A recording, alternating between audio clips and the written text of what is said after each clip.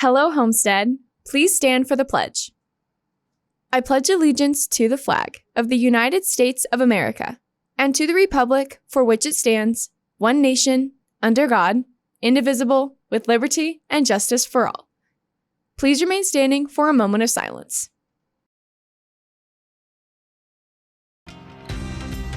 From Homestead Media, this is HHS In Depth.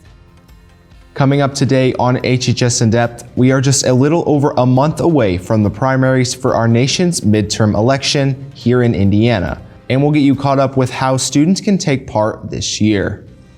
Plus, learn about how one student's love for dancing has her working at the Fort Wayne Ballroom Dancing Company to help learn and teach others about the craft. Those stories and more straight ahead. Thank you for joining us today. I'm Noah Lance. And I'm Joe McChesney. And Noah, we are just hours away from a much needed spring break. I can't wait to go to Florida for some warmer weather. I'll be in DC, so not as warm as Florida, but still looking forward to it. In May, the Indiana primary for midterm elections will be taking place. We are now joined by HHS In Depth reporter Nada DeHook. And Nada, how can students get involved with this year's primary elections? Well, Joel, for many students, this may be their first time voting for a candidate. And even though the midterm elections aren't as popular as the presidential ones, they're still just as important in our state and national government. This year is a midterm election year, and what that means is we're talking about the middle of a president's term. But you will see members of Congress, you'll see all of the House members at the federal level, you'll see a third of the Senate up for re-election this year, both in the primary and in the general election. Even if you're not going to be 18 until the general election, until later in the year, you can still vote in May in the primaries as long as you'll be 18 by November 8th. Younger voting ages tend to be less likely to vote in elections, especially outside of the presidency. However, each vote still plays a major role in how our government runs. It's important to register to vote to give you the opportunity to have a voice and to have a say. In the United States, we have a democratic republic that's based on the consent of the people or the will of the people. So to participate in that process, you have to first get registered and follow the steps to give you an option to participate. And then as a social studies teacher, as a government teacher, I would highly encourage everyone to get involved, to inform yourself, to do a little research. It doesn't take much nowadays to find information. So it does directly affect your life, your freedoms, and the things you're afforded in this country. Over the years, registration for students has gotten easier. Now it's as simple as going to the website indianavoters.com. On the homepage, you can click Register to Vote and fill out your identification information before voting in the primaries. Students, if you want to vote in the primary elections, you must register before April 4th. Once again, seniors, as you enter adulthood, civic responsibility cannot be stressed enough, and it is encouraged that everyone goes and participate in the midterm elections this year.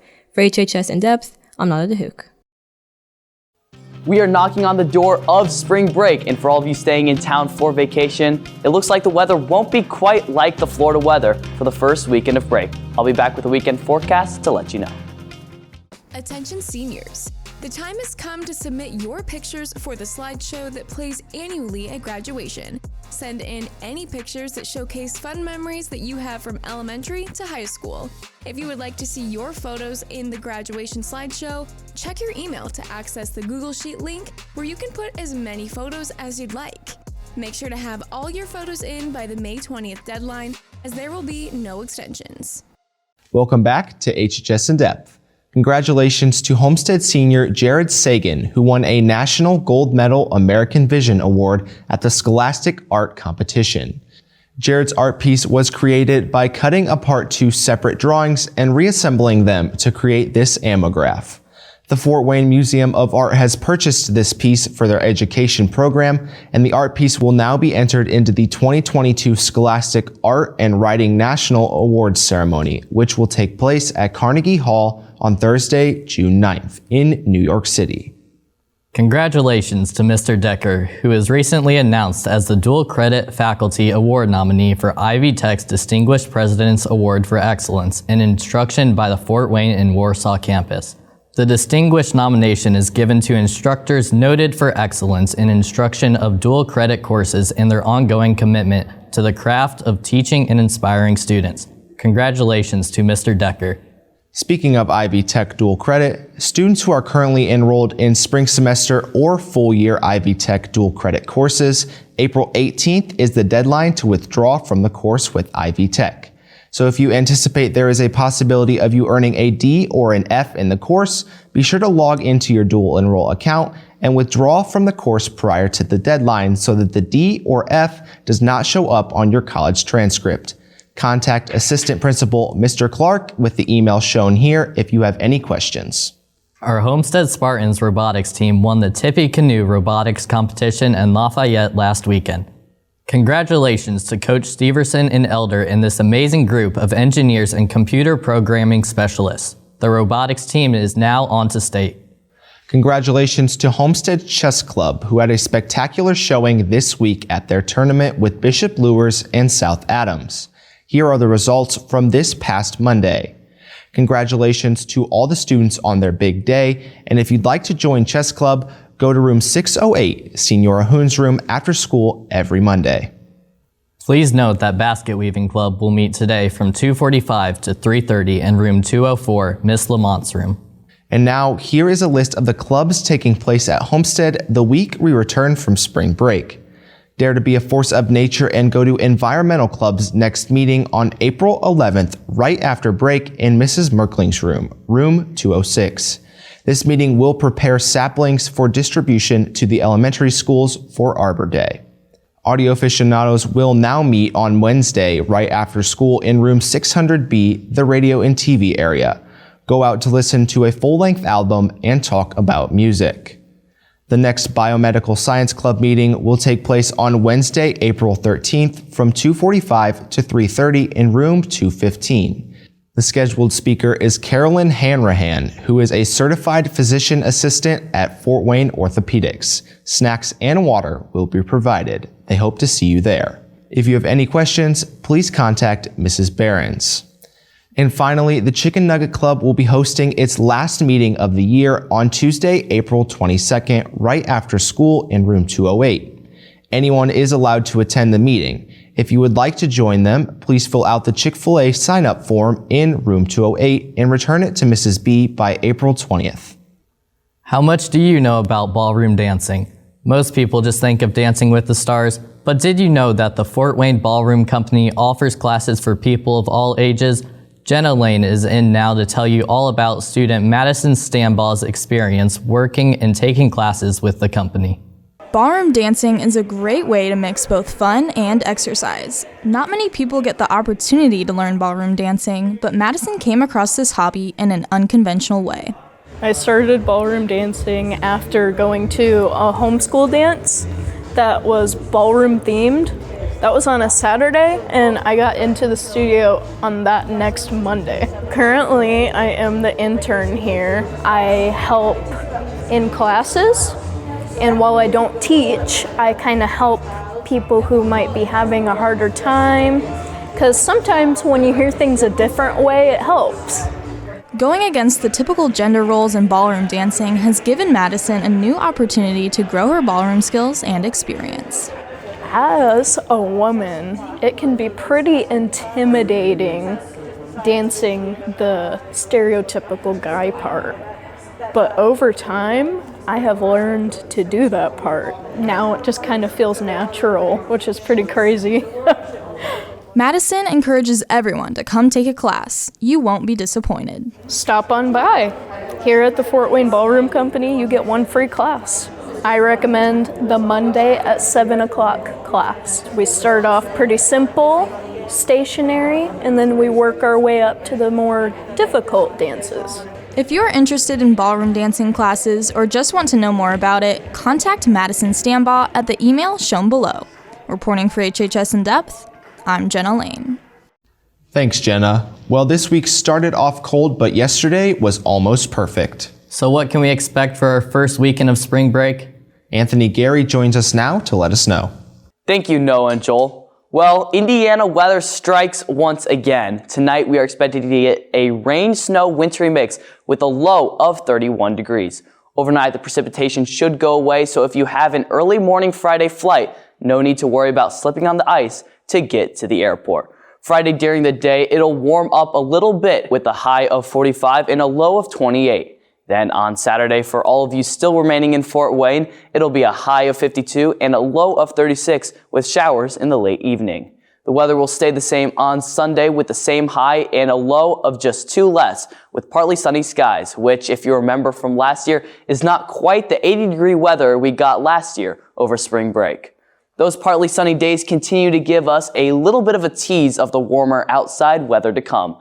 I'll be back with a 7-day forecast to let you know if the temperatures will continue to increase over the next week.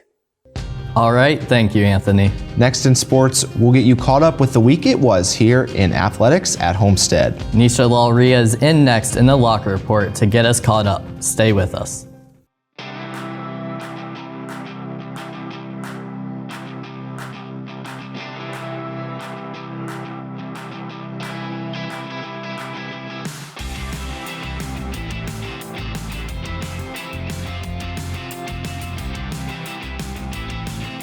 On air, online, and on the go.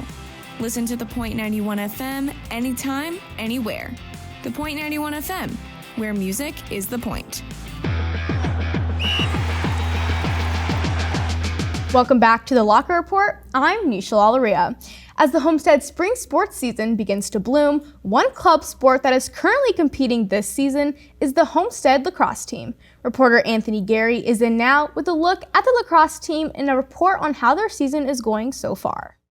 Currently, the IHSAA only has 20 sports officially registered under their association.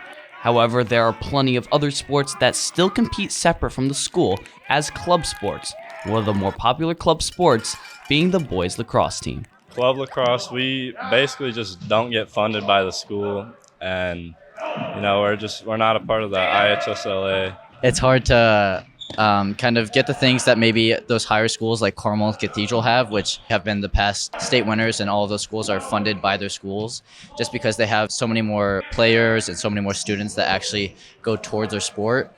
With the players having to fund their own materials, practices, and games, the team has begun to turn to new methods of advertising and promoting their sport. We have one of our friends, Karan. He's being big on social media. He's making edits of us, clips, like highlight tapes, stuff like that.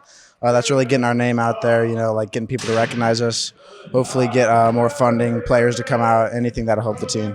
And Karan is trying to get the team name out for a good reason. Last year, Homestead boys lacrosse exceeded expectations by making the playoffs for the first time, and they hope to be right back this year. Last year, our team performed really well. We were able to make it to the playoffs, which was for the first time in the club's history, and this year we're looking to go back again. It's been a slow start to the season. We're 1-2 as of right now, but we have the talent here. We can perform like we know we can, but we just got to execute. Some pretty good players come through in the last few years. So, this team's got to get our chemistry down and just work as a team, work hard.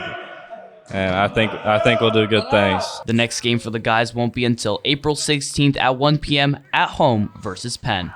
The team is looking for all the fan support they can get, so make sure you come out and support them.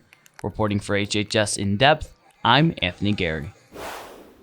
This past weekend at the 2022 Hoosier State Relay, Homestead boys track team competed against other athletes from around the state and placed high last Saturday. Eli Griffin finished 6th place in pole vault. Aiden Waugh, Jude Minnick, Grayson Welch, and Ethan Bates finished 10th place in the 4x800 relay, and in the distance medley relay, Aiden Waugh, Jacob Martin, Jude Minnick, and Ethan Bates finished in 22nd place. Congratulations to our boys track team for their success.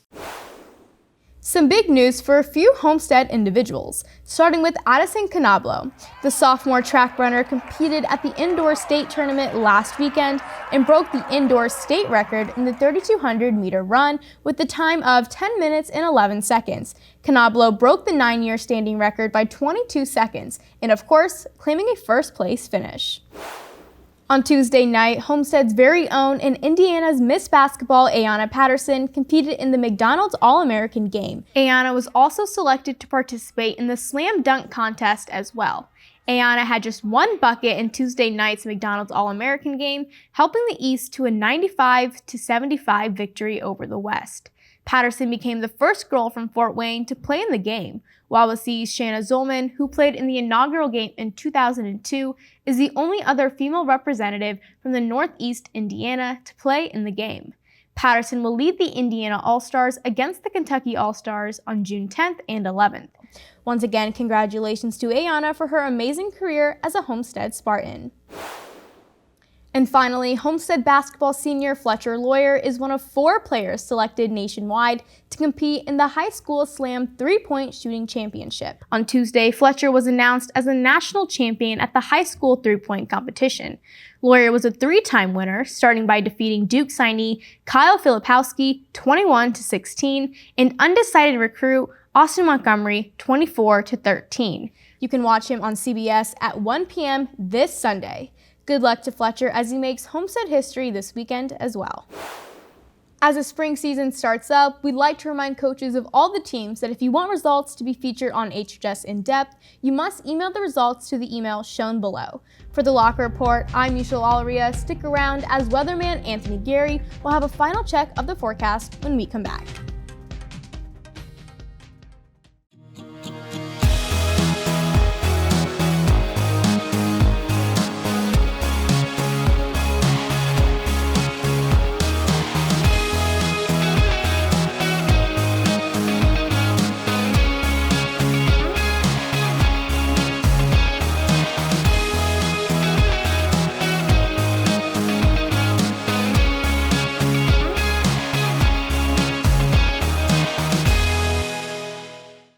Well, if you had your hopes up for better weather during the break, I'm sorry to let you down. The highs are likely going to stay within the 50s over the course of the next week, with the lows in the 30s and 40s.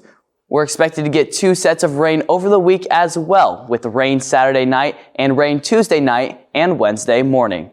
If you're seeking warmer temperatures and you didn't already have spring break plans, you might want to consider a road trip somewhere a little bit farther south to at least make it into the 60s. However, I wouldn't worry too much because we do live in Indiana and any of these weather days could turn into something better than we expect. Noah and Joel, back to you. All right, thank you, Anthony, and thank you for watching today. Good luck to all of our Homestead athletes and other performers in action this weekend and over spring break. Have a safe and relaxing spring break, and we'll see you back here again in 2 weeks.